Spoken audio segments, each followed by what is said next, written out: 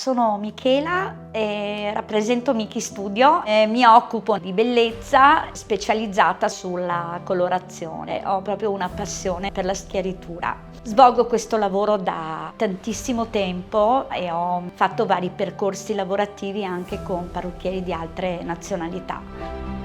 Sono figlia d'arte, la mia mamma era parrucchiera, mia sorella era una parrucchiera, mio papà è stato un barbiere e quindi questa passione mi è stata proprio tramandata fin dall'infanzia. Però vorrei che questo lavoro venisse valorizzato, non solo come arte ma anche come capacità imprenditoriale da parte delle nuove generazioni.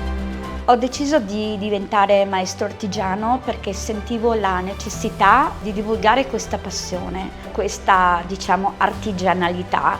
Un po' si sta spegnendo e il nostro compito come maestri artigiani è cercare di divulgare nelle giovani generazioni questa passione, di riaccendere quella fiammella.